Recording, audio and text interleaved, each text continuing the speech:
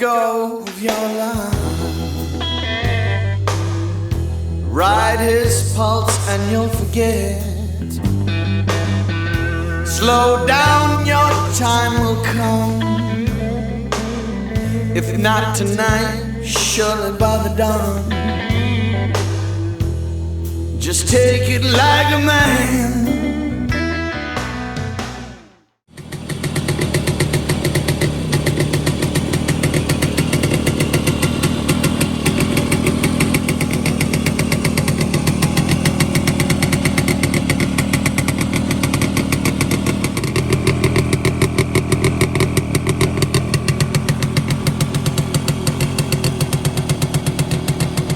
Здравствуйте, уважаемые подписчики и гости канала. Это снова мы, ваш любимый канал Ретроцикл, и я, Сергей Беляев. На обзоре у нас сегодня, вот совершенно, я не побоюсь этого слова, обалденный мотоцикл. Простой, красивый и, по дизайну очень красив. Это Восход 1. Начало выпуска 65-й год. Наша партия и правительство поставило задачу конструкторам Ковровского мотоциклетного завода сделать мотоцикл не похожий на предыдущие модели, и, соответственно, улучшить его всякие эстетические и ходовые, и мощность двигателя, в общем, улучшить и сделать его на уровне европейских мотоциклов. А приступили они в 1964 году к производству, к разработке этой модели. Долго думали, как назвать мотоцикл, мучились. И 12 октября 1964 года в космос полетел не одиночный летательный аппарат, а для нескольких людей. И назывался он «Восход». И вдохновленные конструктора решили назвать модель этого мотоцикла «Восход». И в 1964 году вышла первая партия из 298 мотоциклов. Они занимали очень высокие места на международных ралли. Это были ралли и в Германии, в Нюрнберге, и во Франции, и в Италии. И он там получил второе место, и ему был вручен приз Монако. Причем до Италии они по условиям этих соревнований должны были добраться своим ходом. То есть вся команда на Восходах доехала до Италии своим ходом. Я считаю, это большое достижение, чтобы Восход проехал столько, и своим ходом это, конечно, да. Понятно, что он совершенно переработан в отношении наших предыдущих ковровцев. Это К-55, К-58, совершенно он не похож. Но, опять же, все равно это производная, конечно, от ДКВ. Восходы уже это уже не ДКВ. И, конечно, они улучшили и эстетические вещи, и у них появились бардачки, которых можно что-то перевозить, и гораздо удобнее сиденье, которое поднималось, и там все тоже можно там увидеть, и воздушный фильтр, и электрика, и все там очень удобно. Она так прям поднимается, там еще насос стоит. Было выпущено несколько ограниченных партий этих мотоциклов. Они красились в красный цвет, у них были флажки алюминиевые спереди. Никто не знает, какое количество мотоциклов. Там кто-то говорит в одну партию 100, в другую 110, но это было две партии. Одна была к дню рождения Владимира Ильича Ленина, а вторая к 50-летию Великого Октября. То есть у одной был флажочек 50 лет и серп и молот, а на второй партии были выбиты годы рождения Владимира Ильича и юбилейный.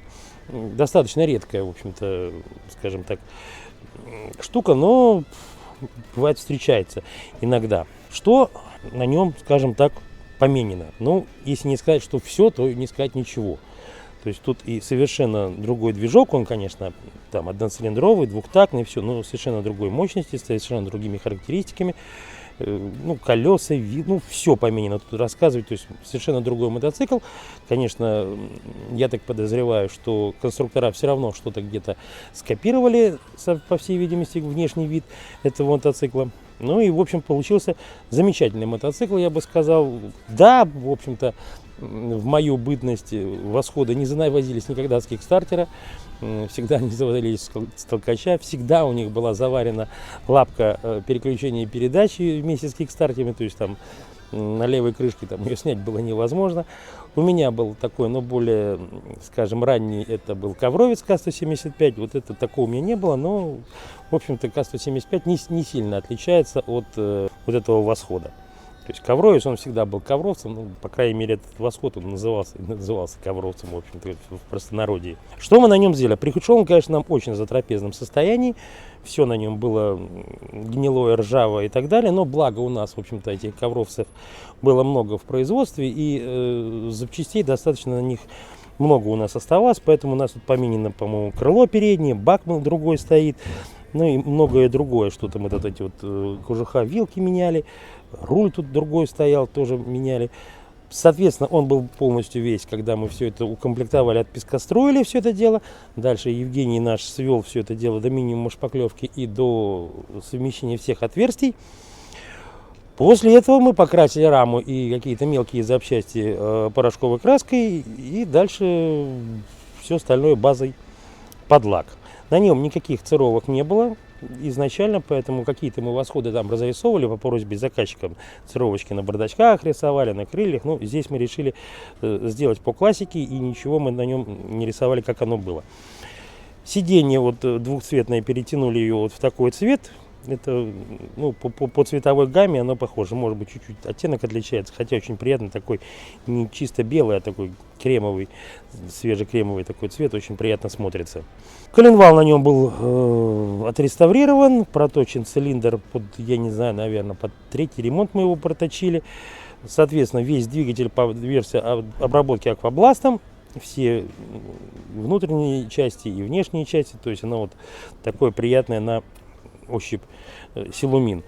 Колеса мы разобрали, к сожалению, ну, восходовские, чисто восходовские обода, ну, не достать хорошие, либо они кривые, либо они все ржавые, перехромированию они не подлежат. И мы заспецовали все это на ободе Явы 16-дюймовом. Ну, в общем, получилось, я думаю, достаточно симпатично. И главное, что это не ржавое, не кривое, а все прямое и все новенькое. Тем более, что заказчик на нем собрался ездить. Что мы еще на нем сделали? Ну, соответственно, все цепи новые, диски сцепления новые. Стоит тут электронное зажигание.